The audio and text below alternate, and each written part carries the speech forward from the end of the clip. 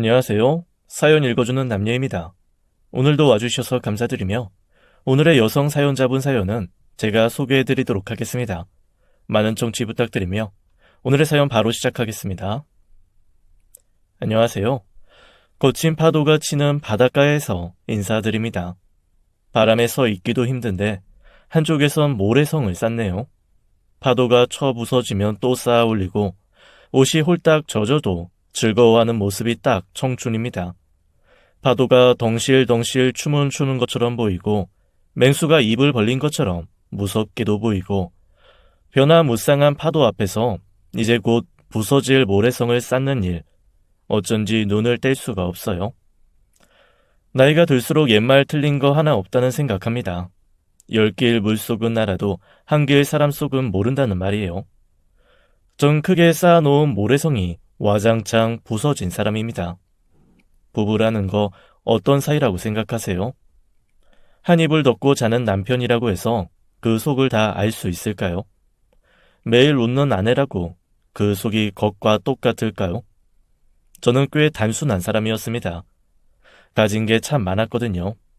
든든한 부모님 아래서 온실 속 화초처럼 자라 세상에 두려울 게 없었습니다.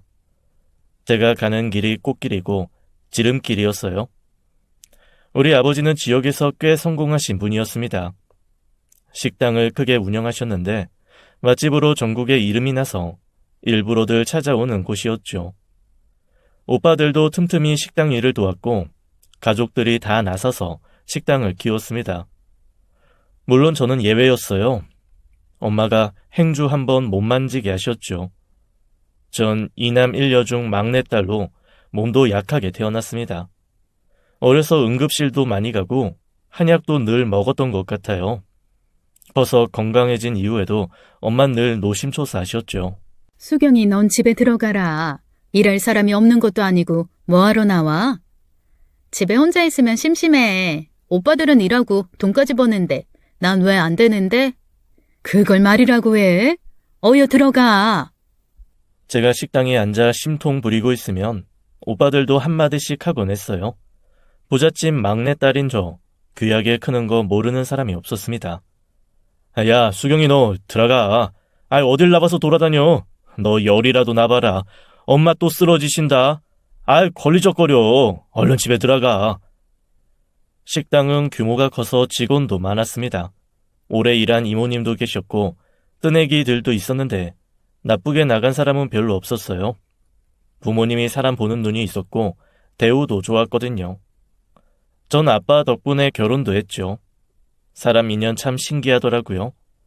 남편은 깡시골 출신으로 식자재 관리하는 직원이었습니다. 어쩜 그렇게 껑충하게 말랐는지 먹을 데가 따로 없었죠. 근데 눈이 너무 크고 예뻤어요. 눈빛도 얼마나 초롱초롱한지 자려고 누우면 그 얼굴이 또렷하게 떠오르곤 했죠. 아버지가 몇 번 그 사람 얘기를 하시더라고요.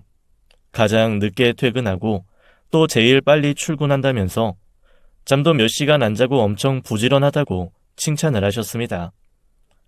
아주 쓸만한 제목이야. 부지런하고 똑똑하고 하나를 알려주면 열을 안다니까. 일머리도 있고. 근데 무슨 밥을 그렇게 많이 먹나 몰라. 고봉밥을 쌓아놓고 먹어. 아빠, 그 밥 아까워서 그래? 아깝긴. 하도 걸씬 들린 것처럼 밥을 먹어서 보고 있으면 짠해서 그런다. 먹어도 살이 안 쪄. 얼마나 부지런한지.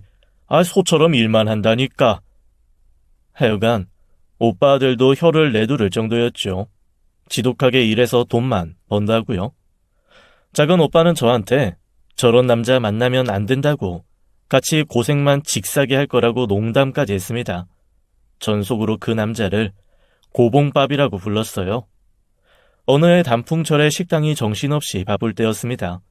며칠 몸이 이상하다 싶더니 혼자 있다가 쓰러진 적이 있었죠. 그때 절 처음 발견한 사람이 고봉밥을 먹는 그 사람이었어요. 트럭을 몰고 우리 집을 지나다가 마당에 쓰러진 절 발견한 거였죠. 응급실에서 눈 떴을 때 그 사람이 처음 보였어요. 괜찮아요? 저 누군지 알겠어요? 다행이다. 사장님이랑 사모님 곧 오실 거예요.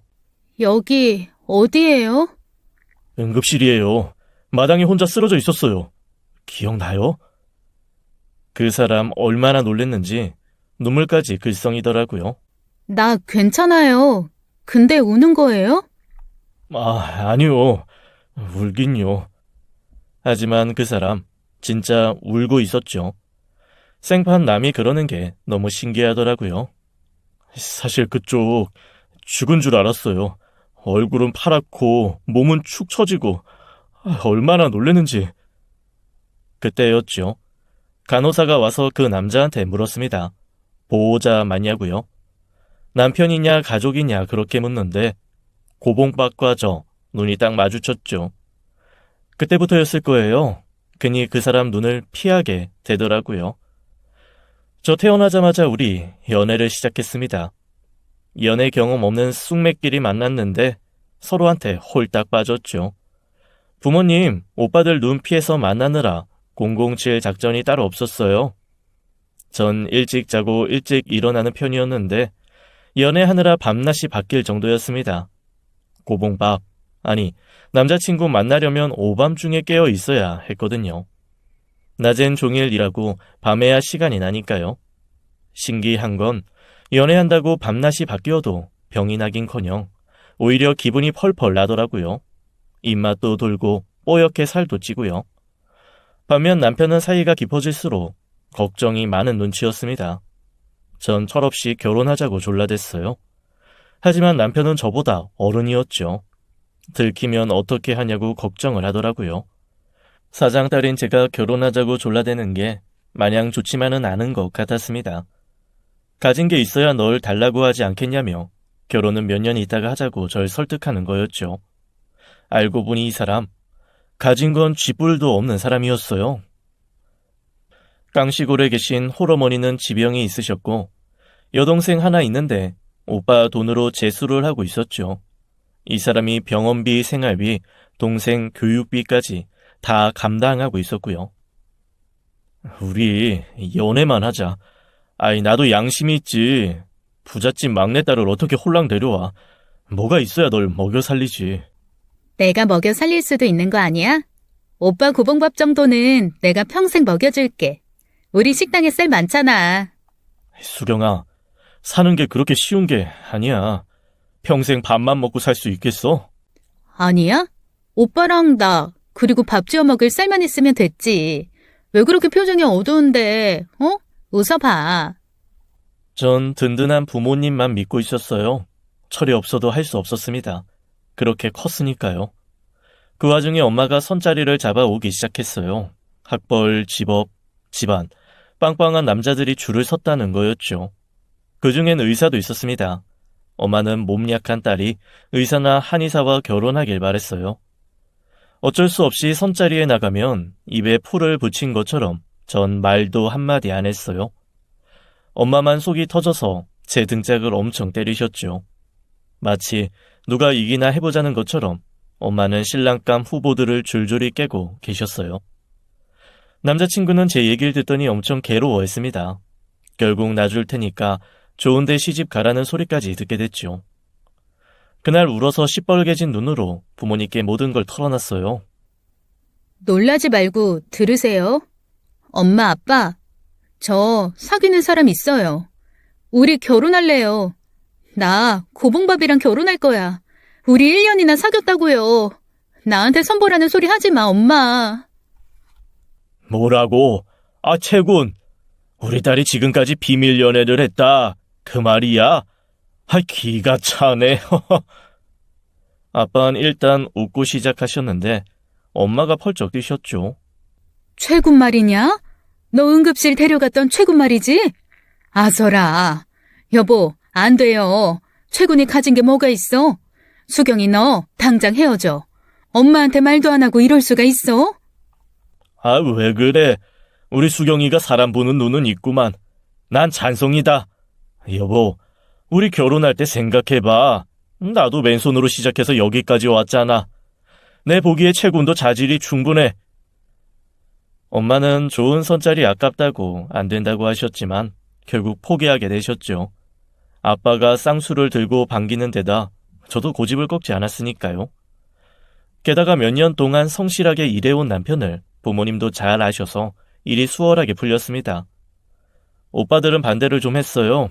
편한 집에 시집 보내자고 하는 걸 아빠가 다 막아주셨습니다. 그 과정을 남편도 조금은 알고 있었어요. 오빠들이 대놓고 싫은 티를 내기도 했거든요. 그러나 제 고집 못 꺾고 오빠들도 결국엔 백기 들었죠. 결혼 허락받고 상견례를 하는데 시어머니는 눈물까지 흘리셨어요. 고맙습니다, 정말. 제 아들 좋게 봐주셔서 예쁜 며느리까지 보게 해주시고 몸둘 바를 모르겠네요. 아들 잘 키우셨습니다. 어쩌면 그렇게 성실하고 부지런한지 저희 바깥 양반이 크게 될 제목이라고 했어요. 감사합니다. 저희 집 형편이 안 좋아서 장난 공부도 제대로 못 시켰어요. 공부했으면 아마 좋은 대학 갔을 텐데 그 머리로 일을 하니 잘하기는 했겠지만요. 아이고, 제가 무슨 말을 하는지도 모르겠네요. 그렇게 저희는 결혼을 했고 어머니는 또 한 번 감격하셨어요. 저희 부모님이 신혼집 마련해 주시고 혼수 다 채워주신 데다 자가용까지 한 대 뽑아주셨거든요. 게다가 시누이 어렵게 재수한다는 걸 알고 저희 아빠 경제적 지원도 따로 해주셨습니다. 결국 그 돈으로 끝까지 공부한 시누이는 목표한 대학에 붙었고 1년 학비도 대주셨어요. 모두 저희 잘 살라고 기반 닦아줄 테니 얼른 일어서라는 친정 부모님의 배려였죠.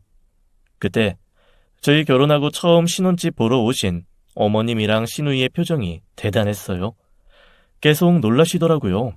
침대며 소파, 가전 모두 좋은 곳으로 갖춰놓고 사는 게 신기하신 모양이었습니다.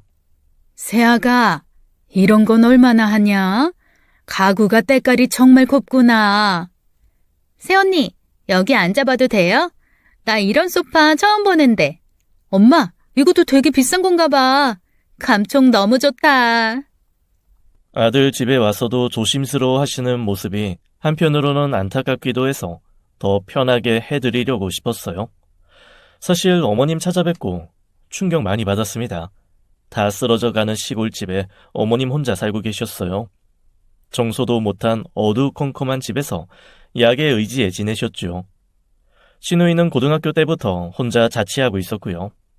공부 욕심이 있는데 집안에 돈이 없어 오빠 돈으로 굶어가며 고학을 하고 있었죠.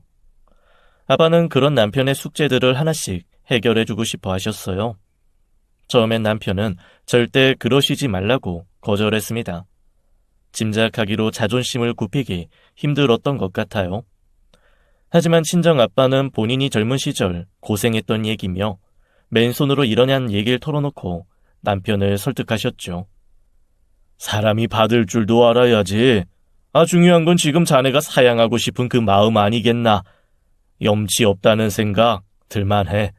그것까지 뭐라고 하는 게 아니야. 최근이 편안해야 우리 수경이가 행복하네. 자네는 이제 내 가족이야. 가족은 힘들 때 서로 돕는 존재고 조금씩 받아들여 보게. 나도 무작정 밀어붙이는 사람은 아니야. 아빠의 큰 그림에 남편도 녹아들어갔습니다. 결국 시누이도 시어머니도 편안해지셨고요.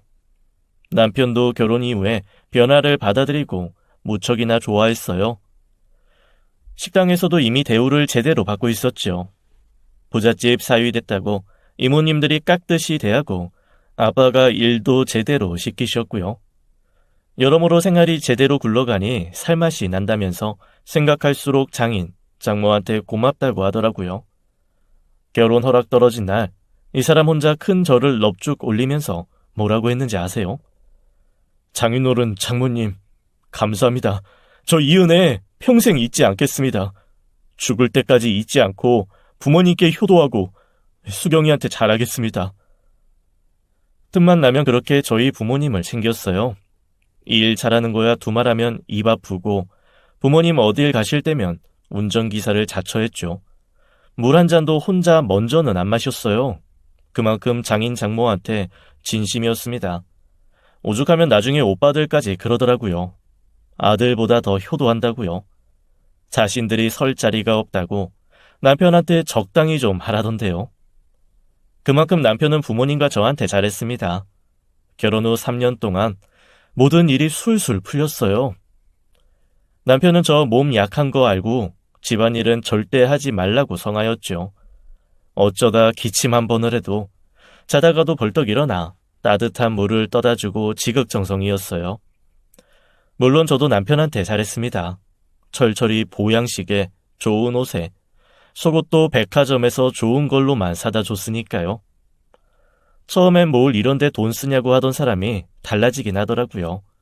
싸구려만 입고 쓸 땐 몰랐는데 비싼 건 다 돈값을 한다고 좋아하는 그 모습이 제 눈에 귀엽게만 보였어요. 자기야, 나 지금까지 마음 편한 적 한 번도 없었어. 항상 혼자 불안했던 것 같은데 이제 자기도 있고 장인 장모님 덕분에 얼마나 든든한지 몰라. 이제 나 고봉밥 안 먹는 거 알지? 그때 마음이 허해서 그렇게 밥을 먹었나 봐. 이젠 조금만 먹어도 배부르다니까. 그래, 세상에 좋은 게 얼마나 많은데. 당신은 누릴 자격 있어. 나 아껴주고 우리 부모님께도 잘하잖아. 아빠도 아들들보다 사위가 훨씬 믿음 간대. 우리 남편 진짜 멋있다니까. 우리 예쁜 각시, 이리 와. 내가 으스러지게 안아줄게. 우리 떡두꺼비 같은 자식도 낳아야지. 이럴 시간 없다. 빨리 불 끄고 자자. 못 살아 정말. 남편은 여유가 생기니 얼굴에 살도 뽀얗게 찌고 농담도 곧잘 하더라고요. 사람이 확실히 기댈 곳이 있으니 좋게 변하는 게 눈에 보였습니다. 어렸을 때 친구 하나 없다더니 동창회에도 나가고 식당에 고향 친구들도 부르더라고요. 자리가 사람을 만든다고 했나요? 우리 남편, 귀하게 자란 사람처럼 보이기 시작했습니다. 제 친구들도 우리 남편 인물 난다 하더라고요. 저도 그때쯤 임신을 했어요. 물론 다들 너무 좋아하셨죠. 시어머니는 울기까지 하셨습니다. 잘했다, 잘했어. 아, 이게 무슨 경사니? 어머니, 이제 건강도 잘 챙겨야 돼요. 손주재롱 보셔야죠. 맞다. 새아가 넌 어쩜 이렇게 예쁜 집만 골라 하냐. 오래 살길 잘했다. 지금까지 살아있길 잘했어. 복덩이를 갖자 친정 아빠는 큰 결심까지 하셨습니다. 남편에게 아빠 식당에 분점을 차려주기로 하신 거였죠. 오빠들이 그렇게 졸라도 안 된다고 하셨는데 모두가 놀랐어요. 친정 아빠는 남편의 성실함, 근성을 보고 결정했다면서 오빠들한테 엄포를 놨습니다. 내 결정에 누구도 토달지 마라.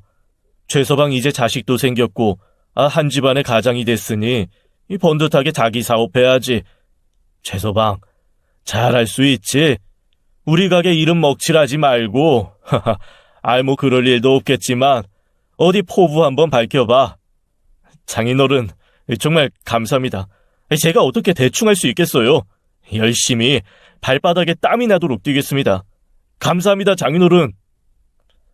남편은 이 은혜 뼈에 새기고 절대로 잊지 않겠다면서 막판엔 엉엉 울더라고요. 시어머니 몇 날 며칠을 좋으셔서 잠도 못 주무셨대요.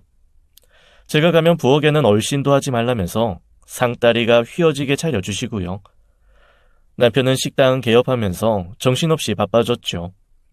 그동안 남의 밑에서만 일했지만 막상 자기가 주인이 되니 실력 발휘를 하더라고요.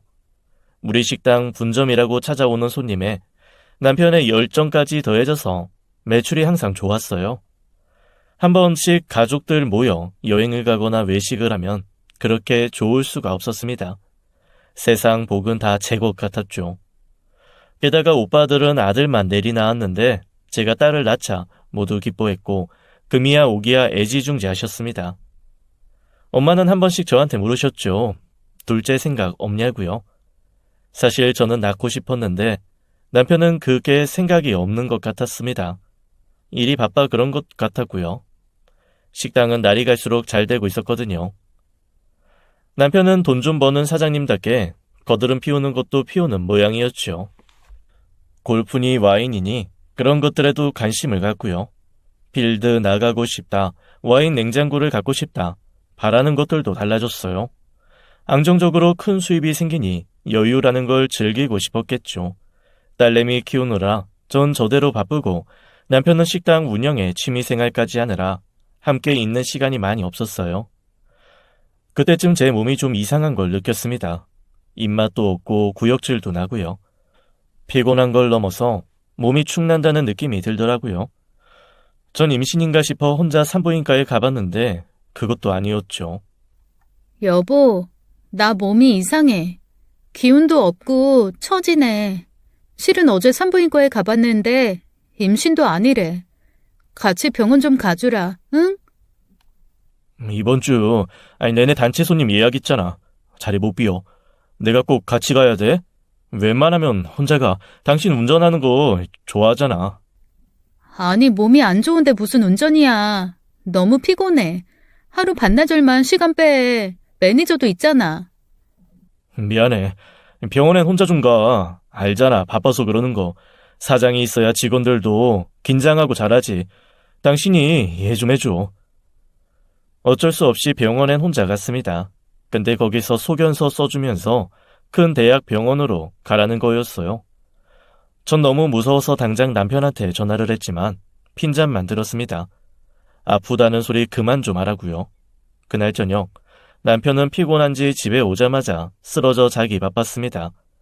제가 분명히 집에 오면 얘기 좀 하자고 했는데도 병원 잘 갔다 왔냐 묻지도 않았어요. 전 혼자 마음을 달랬죠. 그래, 별거 아닐 거야. 늘 아프다는 안에 피곤하기도 하겠지. 식당도 바쁠 테니까 이해하자. 그렇게 큰 병원에 혼자 갔어요. 딸은 친정 엄마한테 하루 맡기고요. 그런데 그 하루의 여정이 말도 못하게 힘들었습니다. 몸이 아무래도 예전 같지 않았어요. 그리고 듣게 된 병명에 날벼락을 맞은 것 같았죠. 급성 신부전이라고 하더라고요. 믿을 수가 없었습니다. 당장 치료가 필요하고 잘못해서 악화되면 돌이킬 수 없는 병이었어요. 4살 어린 딸을 둔 엄마에게 너무나 가혹한 진단이었습니다. 몇 날 며칠 고민한 끝에 남편에게 말을 꺼냈죠. 부모님한테는 도저히 말을 꺼낼 수 없었고요. 그러나 돌아오는 대답은 차갑기만 했습니다. 여보, 나 많이 아프대. 지금 와줄 수 있어? 우리 어디 가서 얘기 좀 하자. 아이, 지금 바빠. 넌 아프다는 말 좀 그만해라. 나중에 얘기해, 끊어. 바빠 죽겠는데 시도 때도 없이 전화해서 난리야. 오늘 늦어. 기다리지 말고 자. 급기야 화를 내는 남편의 목소리에 심장이 내려앉는 것 같았습니다. 너무 서러워 펑펑 울면서 집에 왔지만 남편 앞에서 또 울고 싶지 않았어요. 그 와중에 내가 너무 징징댔나 싶더라고요. 차분히 마음을 가라앉히고 남편을 기다렸죠. 그 사람은 늦은 시간 지친 모습으로 들어왔습니다.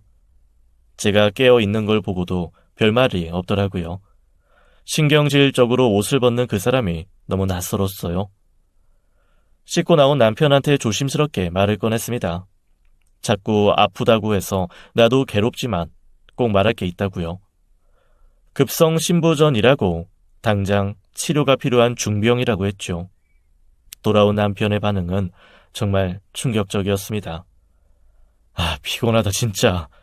너 아프다는 소리 듣는 것도 이제 지친다. 뭐라고? 말이 너무 심한 거 아니야? 속상해 죽겠는데 당신 그런 말밖에 못해? 어떻게 이럴 수가 있어? 아파서 미안하다 그래. 괴로운 가운데 화가 치밀더라고요. 제가 막 우니까 남편이 절 달랬습니다. 화난 거야? 사과할게. 나도 모르게 그만. 당신 알잖아. 나 요새 3시간밖에 못 잔 거. 내가 지금 제정신이 아니야. 일단 자고 얘기하자. 큰일이네. 방법이 있을 거야. 그만 울고 자. 병든 사람 심정, 본인만 아는 거지 싶다가도 서럽기가 말도 못했어요. 그 뒤로 남편은 이상했어요. 알아서 잘 치료하다고 카드만 줄 뿐이었죠.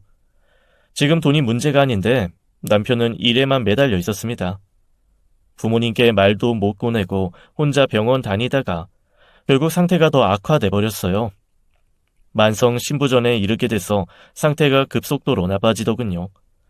결국 신장 이식만이 살 길이라는 의사의 얘기까지 듣고 전 완전히 무너지고 말았습니다. 부모님과 오빠들, 제가 큰 병이 든 걸 알고 참 많이 울고 슬퍼했죠.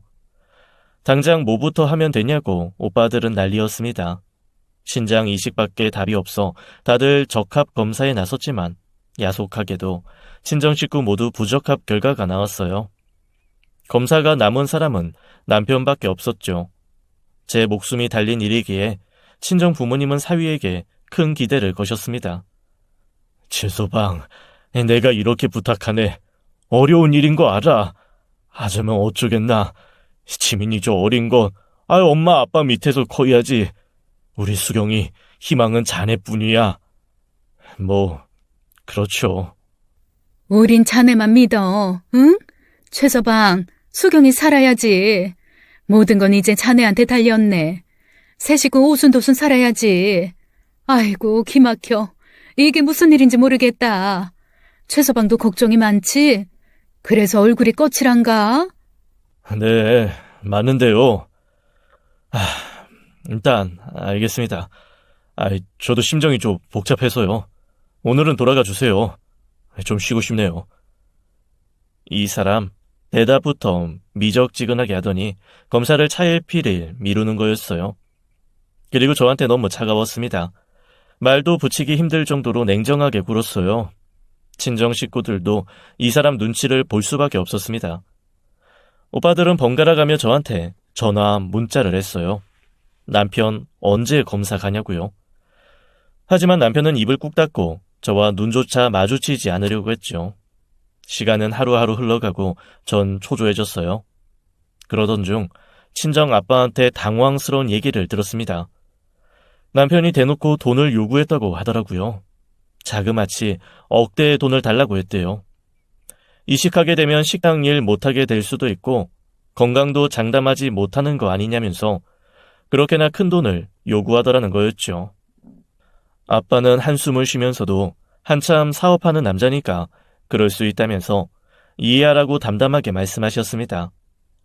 적합 판정 나와서 이식 수술하게 되면 목돈 그 정도는 줄 수 있다며 절 안심시키셨어요.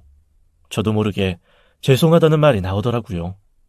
가슴이 찢어지는 것 같았습니다. 이번 일로 분명하게 알게 됐어요. 이 사람 나한테 신장 이식해주는 게 싫구나. 그래서 저렇게 불편하고 냉정하게 구는구나. 확실해졌죠. 돈도 핑계인 것 같았어요. 반대로 생각해봤습니다. 나라면 어땠을까? 입장이 바뀌었다면 신장 이식 기꺼이 해줄 거라는 생각이 들더군요. 우리 딸 하나밖에 없는 아빠고 제 남편이니까요. 이쯤 되니 남편이 소름 끼치고 무섭기도 하더라고요. 하지만 제가 살기 위해서는 남편밖에 없었습니다. 좀 마지막으로 매달렸어요. 당신 마음은 어떤지 알겠어. 근데 한 번만 더 생각해줘. 우리 딸 지민이 몇 살이야. 고작 4살밖에 안 됐는데 엄마 없이 클 순 없잖아. 나 한 번만 기회 주라. 지금 믿을 사람 당신밖에 없는데 왜 그렇게 매정한 건데. 제발 한 번만. 검사만 받아줘. 부탁할게. 하지만 결과는 참담했죠. 남편은 작은 오빠와 함께 병원에는 함께 갔지만 결국 검사 직전에 도망을 쳐버렸어요. 작은 오빠 혈압 올라 부모님께 전화하고 친정집은 뒤집어졌죠. 검사 전에 남편이 작은 오빠한테 그랬대요. 왜 옛날에 자기 무시했냐고. 가진 거 없다고 결혼 반대한 거 다 안다고. 이제 와서 아쉬우니까 잘해주는 거냐고 시비를 걸더랍니다. 작은 오빠가 갑자기 무슨 소리냐고. 지난 일이지만 서운했으면 미안하다. 지금은 저 살리는 일에만 집중하자 했더니 막 화를 내면서 병원을 뛰쳐나가더라는 거였습니다. 다들 남편 잡아 족친다는 거 제가 겨우 말리고 남편한테 사정했어요. 연락도 안 되는 걸 정말 어렵게 만날 수 있었습니다. 솔직히 말해줘. 당신 나한테 아무것도 해주기 싫어? 이제 내가 싫어진 거야? 너 같으면 안 질리겠냐? 허구한 날 아픈 아내 수발도 지치는데 이제는 내 신장까지 떼어주래. 너라면 네가 이쁘겠냐? 충격이었습니다.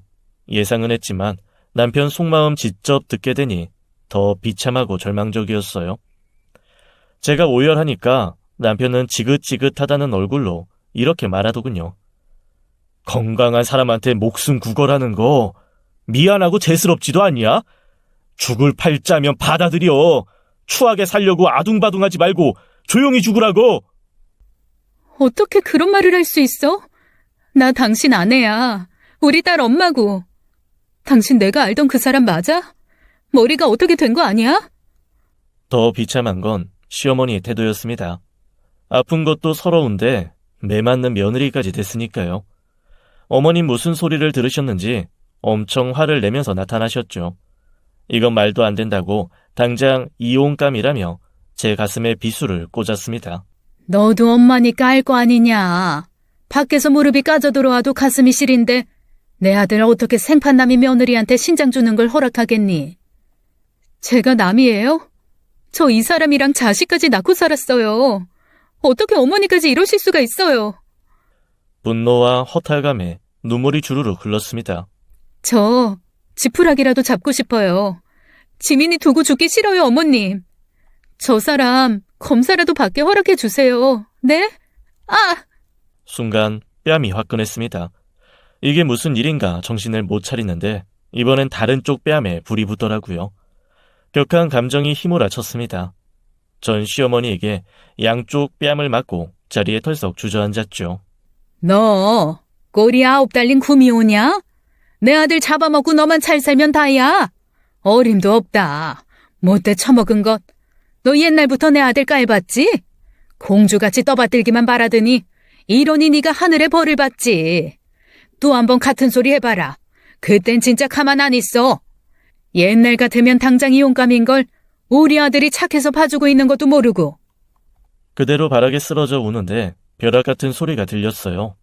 친정엄마 목소리였습니다. 당신이 뭔데 손을 대? 수경아, 일어나. 엄마랑 가자.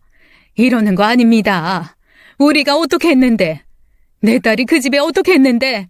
애 뺨을 때리면서 욕을 해요. 나 오늘 일 절대로 못 있습니다. 알겠어요? 더 통탄할 일은 저와 엄마가 그렇게 나가는데도 남편과 어머니 눈 하나 깜짝 안 하더라고요. 누가 겁먹을 줄 아냐고 자긴들끼리 수군거리는데 정말 치가 떨렸습니다. 처가덕 볼 때는 간이고 쓸개고 다 빼줄 것처럼 굴더니 지금은 언제 그랬느냐 이거였어요. 아쉬운 것 없으니 가든지 말든지 상관없다는 태도였어요. 엄마와 전 차 안에서 엉엉 울었습니다. 엄마는 저 불쌍해서 울고 전 그대로 삶을 놓고 싶을 정도로 속상했어요. 수경아, 너 이럴수록 마음 굳게 먹어야 돼. 지민이한테 엄마 노릇 끝까지 해야지. 어떻게든 살방도를 찾아보자. 널 살릴 수만 있다면 엄마 뭐든지 해. 정말이야. 나쁜 마음 먹으면 안 돼. 무슨 말인지 알지? 그날 이후 전 어떻게든 살자 다짐했어요. 투석으로 간신히 버티면서도 딸 지민이 친정 부모님 생각하며 버텼습니다. 깎아지른 절벽을 썩은 동아줄 하나 붙잡고 버티는 셈이었죠. 그때도 전 몰랐습니다. 아직 더 내려가야 할 지옥이 있다는 것을요. 남편에겐 내연녀가 있더군요. 그 인간 정말 갈 때까지 간 막장이었어요. 이 엄청난 진실을 어떻게 알게 됐을까요? 전 너무 아파 남편을 뒷조사할 생각조차 못하고 있었습니다. 어느 날 누가 절 찾아왔더라고요. 아는 얼굴이었습니다. 남편 가게에서 일하는 여자인데 이혼했다고 얼핏 들은 기억이 있었어요. 조용히 얘기를 하자고 해서 근처 카페로 들어갔죠. 그 여자는 사진부터 내밀더군요. 아기 초음파 사진이었습니다. 너무 황당하니까 아무 생각이 안 들더라고요. 가만히 사진을 보고 있는데 그 여자 앙칼진 목소리로 이러네요. 우리 아이예요. 아들이래. 우리 아이? 누가 우리라는 거예요? 누구긴 사장님이랑 나지. 우리 애 만들었어. 아들이야. 아 차가워. 왜 이래 무식하게. 여우 같은 그 여자한테 찬물을 뿌리고도 전 제가 무슨 짓을 했는지 몰랐습니다. 멍하고 어지러운데 제 손은 그 여자 머리채를 붙잡고 있더라고요. 어디서 그린 힘이 나왔는지 사실 그렇게 할 필요도 없는 것들인데 저도 제정신이 아니었죠. 뚫린 입이라고 너. 말 잘하는구나. 우리? 바람 피운 주제에 뭐가 그렇게 당당해? 초음파 사진 가져오면 내가 뭐 떨 줄 알았니? 아! 이거 놓고 말해! 그 여자 저한테 머리 한 뭉텅이 뽑혔습니다. 절 얼마나 노려보는지 웃기지도 않더라고요. 그 와중에 자기 임신했다고 제 남편이랑 이혼해달라고 요구하는 거 있죠. 출산 전에 정식으로 혼인신고하고 애 낳고 싶다는 거였습니다. 머리는 장식으로 달고 다니는 건지, 그걸 내가 들어줄 거라 생각하는 건지, 하여간 제정신들이 아니었죠. 전 택도 없는 소리 말고 꺼지라고 욕을 했습니다. 너만 자식 있냐? 나도 자식 있다. 불륜녀 주제에 요구도 많다고 소리를 쩌렁쩌렁 질렀죠. 카페 손님들 다 깜짝 놀라 욕을 하는 눈치였죠. 어떤 아줌마는 대놓고 제가 할 말을 대신해줬습니다. 애 가지면 뭐 조강지처가 이혼해줄 줄 알았냐? 불륜한 게 그렇게 당당하면 아예 광고도 하지 그래? 벌건대 낮에 별꼴을 다 보네. 저기요 아줌마, 절대 이혼해주지 말아요. 저런 것들은 광화문 한가운데 세워놓고 아주 혼쭐을 내줘야 돼. 남의 일에 무슨 상관이에요? 뭘 그렇게들 보냐고요? 뭐야? 카페에 사람들이 다 들고 일어났죠. 정신 차려 이 여자야. 한 번 바람 피운 남자 2번은 못할 것 같니? 이거나 먹어라. 그 여자한테 또 한 번 냉수 마차를 시켜주고 카페를 나왔습니다. 바람 피운 주제에 부끄러운 줄도 모르고 초음파 사진부터 내밀다니 혐오스럽기 짝이 없었어요. 그리고 정신이 바짝 들더라고요. 저 불효시랑 남편이 붙어 살면 우리 딸은 어떻게 되나? 내가 병을 못 이기고 죽으면 내 딸 신세는 뭐가 되는 건가? 갑자기 속에서 불이 나면서 미칠 것 같았습니다. 그때부터 전화에 아주 불이 나더라고요. 아쉬운 사람이 누구겠어요? 아픈 조강지처 하루빨리 떼버리고 새 장가 들고 싶은 인간이 저한테 뻔질나게 전화를 해댔죠. 그 인간 보자마자 제 속을 뒤집더라고요. 이혼해줘. 서로를 위해 그게 제일 좋아. 무릎 꿇고 미안하다고 잘못했다고 싹싹 빌어야 하는 거 아니야? 진짜 제정신 아니구나. 아이까지 가진 여자야. 아들이래. 혼자 애 낳게 둘 순 없어. 너도 애 낳아봐서 알잖아. 야, 너 그걸 말이라고 하냐? 바람 피운 여자, 뱃속에 있는 아이는 중요하고 우리 딸 지민이는 안 중요해? 나 이식 못 받고 죽으면 당신까지 그 여자한테 가버리면 우리 딸은 어떡하라고? 아빠도 엄마도 없는 우리 지민이 넌 불쌍하지도 않니? 짐승만도 못한 인간아. 어린 딸 생각에 눈물이 철철 흘렀습니다. 마누라 밉다고 멀쩡한 딸 자식까지 팽개칠 생각을 하다니 이 남자가 한 입을 덮고 자식까지 낳아 기른 남편이 맞는지 하늘이 무너지는 것 같았습니다. 남편은 이 말만 반복했어요. 그 여자한테 가야 한다고, 아들 낳을 때 옆에 있어주고 싶다는 거지 같은 말만 하고 또 했죠. 지민이는 어느 정도 컸으니 갓난아이가 먼저 아니냐 이러면서요. 분을 참을 수 없는 전 눈에 보이는 선인장 화분을 그 인간 얼굴에 집어 던졌습니다. 아이 따가워. 뭐 하는 거야? 야, 너 미쳤어? 눈도 못 뜨겠네. 따가워. 고슴도치도 지 자식은 이쁘다더라. 근데 넌 뭔데? 이 버러지 같은 인간아. 아들이 태어났는데 그럼 아빠가 가만히 있어? 너는 자식도 있는 여자가 그거 하나 이해 못 해주냐? 별 거지 같은 소리를 다 듣겠네. 바람 피워서 밖에서 자식까지 싸지른 인간을 어떤 여자가 이해를 해주니? 너 같은 인간을 남편으로 알고 살아온 세월이 아깝다. 이거나 먹어 이 쓰레기 같은 인간아. 선인장을 얼굴에 맞고 정신 못 차리는 남편 입에 뜨거운 커피를 부어줬습니다. 분이 안 풀린 저는 그 인간 급소까지 있는 힘껏 차주고 나왔어요. 비명이 들리는데 마음 같아선 사지를 찢어놓고 싶었습니다. 하늘도 무심하시지. 아픈 와중에 이런 험한 꼴까지 겪게 하다니. 그제야 퍼즐이 하나씩 맞춰지더라고요. 제가 몸이 안 좋아 병원 다닐 때 둘은 불이 붙은 상태였어요. 남편이 단체 손님 때문에 힘들다는 것도 핑계였고 하루에 3시간밖에 못 잔다는 것도 둘이 바람 피우느라 그런 거였죠. 뻔뻔하기가 이루 말할 수가 없었습니다. 전 충격으로 사태가 악화됐죠. 더 이상 의지만으로 버티고 어려워졌어요. 전 피눈물을 흘리며 딸과의 작별을 마음으로 준비했습니다. 그러면서도 다짐했어요. 죽어서 한 줄기 연기가 돼도 우리 딸은 꼭 지켜줘야지. 그런 마음이었죠. 다 죽어가는 와중에도 딸내미 얼굴 한 번 더 보려 얼마나 노력했는지 몰라요. 친정 엄마는 밤낮 눈물바람이셨죠. 그러다 기적이 일어났습니다. 다 죽어가는 상황에서 전 이식을 받게 됐어요. 친정 식구들 이제 저 살았다고 기쁨의 눈물을 흘리는데 완전히 지쳐버린 전 아무 생각도 할 수 없었습니다. 그저 머릿속에는 내 딸, 아무것도 모르고 아빠, 엄마 찾는 지밀이 생각뿐이었죠. 이식을 앞둔 어느 날 친정 아빠가 절 찾아왔습니다. 제가 잠든 줄 알고 아빠는 혼잣말을 하셨어요. 미안하다고. 철 모르는 제가 그 인간이랑 결혼한다고 나섰을 때 말렸어야 했는데 다 아빠 탓인 것 같다고 우셨습니다. 그때 아빠 우는 모습 처음 본 것 같아요. 저 역시 피눈물을 흘렸습니다. 이대로 세상을 뜨는 건 제가 허락할 수 없었어요. 더 강하게 살고 싶다는 의지가 불타올랐죠. 제발 살게 해달라고 더 간절하게 바라게 됐습니다. 한 줄기 희망을 붙잡고 수술실에 들어간 전 기적적으로 새 삶을 얻게 되었어요. 수술 후 경과도 좋아서 회복도 예상보다 빨랐고요.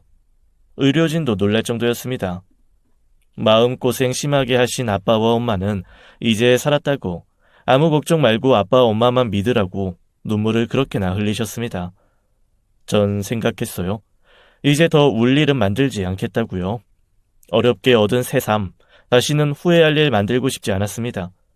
제 몸을 회복하면서 하나하나 계획을 세웠어요.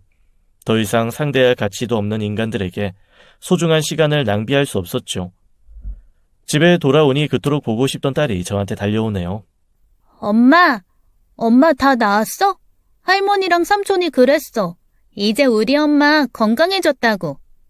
그럼 우리 지민이 덕분에 엄마 싹 나았지. 아이고 이쁜 우리 딸. 그동안 키도 컸네.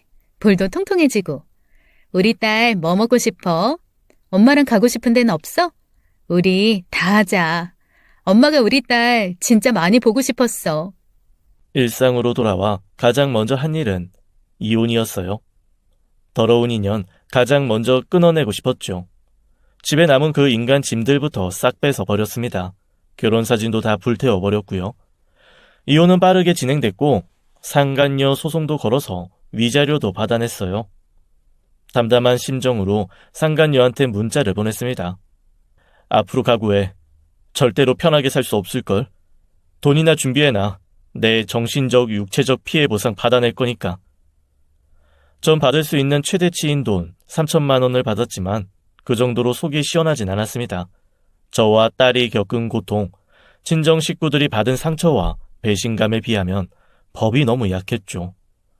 쓰레기 같은 전 남편은 가게를 계속 운영하고 있었어요. 손님들한테 90도로 고개 숙이면서 착한 척하면서 장사하고 있더라고요. 아주 꼴보기가 싫었습니다. 친정 식구들과 저 덕분에 인생편 주제에 혼자 잘난 줄 알고 뻔뻔스럽게 살고 있었어요. 게다가 무슨 봉사, 기부를 한다고 하더라고요. 그건 명백히 기만 행위였습니다. 아무것도 모르는 사람들은 전 남편과 불륜녀를 정상적인 부부인 줄 알고 칭찬할 거 아니겠어요? 그 인간 은혜도 모르고 지 잘난 맛에 사는 거 친정 가족들이 더 못 보겠다 했습니다. 특히 오빠들이 난리였어요. 가만히 있으면 안 돼. 지가 처음부터 잘 살았어? 은혜를 원수로 갚아도 분수가 있지. 아버지, 가만히 계실 거예요? 그 자식 생각하면 잠도 안 온다고요. 그동안 수경이 아파서 참았는데 더는 못 참아요. 들고 일어나야죠. 그래야지. 이 의리도 뭣도 없는 자식을 뭐하러 봐주고 있어? 더럽게 바람 피워 이혼을 해? 분수도 모르는 종자 같은 이라고. 당장 그 가게 간판부터 바꾸라고 해. 아버지와 오빠들이 나서기 시작했습니다. 먼저 전 남편 가게에서 분점 이름부터 지웠어요. 이제 우리와 아무 상관없는 가게라고. 분점이 뭐냐, 상종 못할 인간들 가게라며 아빠 가게에 상호 못쓰게 만들었죠. 동시에 비법 양념장도 딱 끊어버렸습니다. 일이 그 지경이면 싹싹 빌 법도 한데 그 인간들 고개 뻣뻣이 들고 개기더라고요. 그깟 지원 없어도 괜찮다며 아쉬울 것 없다는 얘기였죠. 오빠들끼리 씩씩대는 거 우연찮게 들었어요. 그 자식 면상 봤어? 개기름 줄줄 흐르는 얼굴로 막 짓거리대. 양념 그깟 거 직접 만들면 된다고. 본점 지연 끊겨도 아쉬울 거 없다고. 열불나 죽겠네. 걔 매운맛 더 봐야 돼. 친구들 데리고 한번 가서 깽판 놓자. 상종 못할 인간이라니까. 오빠들은 친구들 데리고 남편 식당에 쳐들어갔어요. 제 얘기 듣고 오빠 친구들 다 분통을 터뜨렸거든요. 어디 사내 자식이 할 짓이 없어 그런 막대 먹은 짓을 하냐고. 저 불쌍하다고 돈도 보내주고 위로도 많이 해줬는데 우르르 몰려가 혼쭐을 내줬죠. 치졸해도 상관없다면서 피크타임에 가서 막 떠들었대요. 아픈 조강 지쳐버리고 종업원이랑 불륜한 집에서 밥 먹고 싶냐고. 이 집 음식 더럽고 맛없는데 돈 내기 아깝지도 않냐고 소란을 피웠더니 손님들 막 욕하면서 나가더랍니다. 뭐들 하는 겁니까? 손님 마저 드시고 가세요. 저 사람들 헛소문 퍼뜨리는 거예요. 아니 왜 드시다 말고 가세요. 저 손님! 그 여시 같은 불륜녀도 팔짝 뛰더래요. 남의 영업장 와서 지금 뭐 하는 건데요? 아실만한 분들이 유언비어 퍼뜨려도 되는 겁니까? 유언비어? 당신들 불륜 맞잖아. 내 동생 남편이랑 눈 맞아서 애부터 만들었잖아. 난 진실만을 말하는 건데 무슨 유언비어? 여러분, 제가 말하는 거 다 진실입니다. 여기 오지 마세요. 재수 온 붙으니까 오시면 안 됩니다. 결국 소문이 쫙 퍼졌어요. 오빠들은 시간이 날 때마다 그 식당으로 가서 아주 깽판을 치고 오는 것 같더라고요. 그렇게라도 해야 속이 시원할 것 같다고 하면서요. 전 남편 가게 얼마 되지 않아 망하기 시작했죠. 분점이 잘 됐던 이유가 친정 아빠 분점이라는 거랑 찌개 맛 때문이었는데 간판 사라지고 양념 없어지니 손님들 뚝 끊어졌대요. 게다가 전 남편의 악행이 소문나면서 그런 재수 없는 집에 누가 발걸음하냐고 불매 운동까지 벌어졌다는 겁니다. 내 원수 남이 갚아준다더니 그 말이 딱이었어요. 그 가게 팔이 날린다는 소문이 바다했습니다. 그때 친정아빠가 회심의 일격을 날리셨어요. 아빠는 전 남편이 분점 차릴 때 지원해준 2억을 갚으라고 소송을 걸었죠. 아빠는 이 소송을 끝까지 붙잡고 늘어질 작정이셨어요. 시간이 문제가 아니라 은혜를 모르는 검은머리 짐승, 뜨거하게 만들 거라고 하셨는데 정말 그렇게 돼버렸죠. 깔끔하게 승소하셨습니다. 그 무전 남편은 벌벌 기워야 했어요. 도망갈 구멍이 없을 정도로 폭삭 망해버렸으니까요. 식당 빚은 점점 불어나 산더미가 돼버렸고 우리 아빠한테 2억이라는 돈을 줘야 하는데 돈이 있을 리가요. 거기서 멈추지 않고 전 남편 통장, 부동산까지 싹 다 가압류 걸어버렸어요. 배신자 불륜남의 최후는 초라하기 짝이 없었죠. 전 남편은 가게와 집을 정리하고 우리 집 2억을 간신히 갚았습니다. 어디 멀리 지방으로 갔다던데 거기서 연식당까지 쫄딱 망하고 불륜녀랑 헤어졌다는 소문이 바닥에 퍼졌어요. 제 뺨을 때린 시어머니는 소갈이하다 비참하게 돌아가셨다고 하더라고요. 전 되찾은 건강 유지하면서 딸과 함께 마음 편히 살고 있었어요. 친정 부모님과 오빠들이랑 가깝게 살았기 때문에 외로운 줄도 모르고 오히려 더 평화롭게 지내고 있었죠. 딸은 아빠가 멀리 공부하러 간 줄 알고 있었습니다. 그런데 2년 뒤 불청객이 찾아왔어요. 배신자 주제에 뻔뻔하게 딸을 보고 싶다고 하더라고요. 저랑 살 땐 풍채도 좋더니 아주 상거지가 돼서 왔는데 어디에 내놓기도 부끄러운 모습이었죠.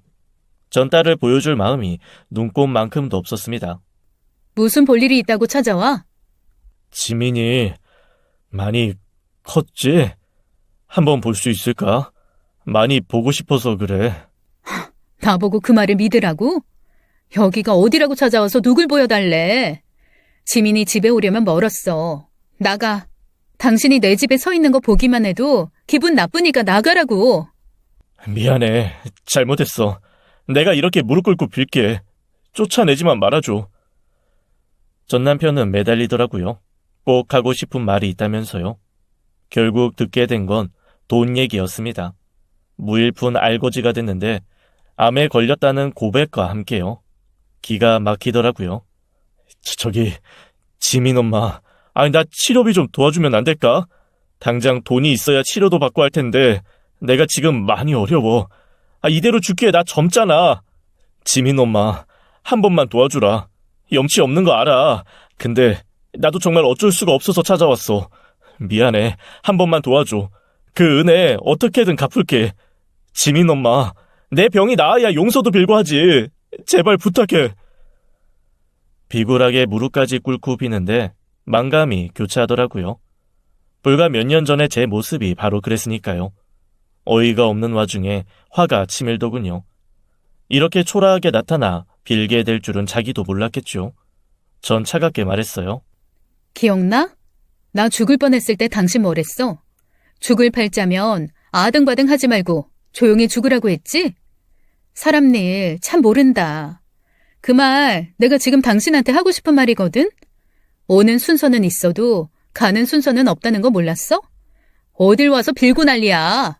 치료니 뭐니 하든지 말든지 내가 무슨 상관인데? 당장 꺼져. 다시는 내 눈앞에 나타나지 마. 용서? 웃기고 자빠졌네. 어딜 와서 빌어 빌긴. 그때였어요.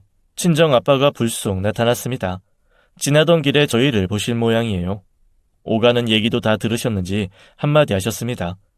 여기가 어디라고 찾아와? 자네가 암에 걸린 게 우리 애랑 무슨 상관인가? 정상적인 사람이면 일을 이 지경까지 만들지도 않았겠지. 저 자식 귀찮다고 내버릴 땐 언제고, 중병 들어 다시 찾아와. 이 인간 말종아. 다시는 이 동네 발도 들이지 마. 여기가 어디라고 찾아와? 낯짝도 두껍지? 아버지, 왜 큰 소리가 나요? 저 뭐야? 저 인간이 여기 왜 와? 야, 거기서! 거기 안 서? 뒤이어 오빠들이 달려오는 소리를 듣자 전 남편 꽁지 빠지게 도망가더라고요. 그 비굴한 뒷모습을 보고 있자니 코웃음이 나왔습니다. 악행의 끝이 이럴 줄 저 인간은 진정 몰랐을까요? 옛말에도 조강 지쳐버리고 잘 되는 남자 없다고 하잖아요. 친정 엄마는 전 남편이 찾아왔다는 소식을 듣자마자 굵은 소금 한 사발을 들고 쫓아오셨어요. 은혜도 모르는 싹수 없는 인간 덕분에 소금만 축났네요. 그 뒤로는 그 인간 소식 알 수 없습니다. 지독한 악연은 그렇게 끊어지고 전 지금 유학을 준비하고 있어요. 지민이와 여행 갔던 나라가 있는데 그곳으로 몇 년 살기 가기로 했습니다. 부모님은 오빠들한테 식당 물려주고 저희한테 오기로 하셨어요. 이국적인 풍경 속에서 행복한 시간 보내면서 우리 가족 힐링하려 합니다. 여러분 제 이야기 어떻게 들으셨나요? 전 지금 너무 후련하고 미래에 거칠 것이 없습니다. 앞으로 제 딸과 부모님과 함께 지금까지처럼 매일 웃으며 살려고 해요.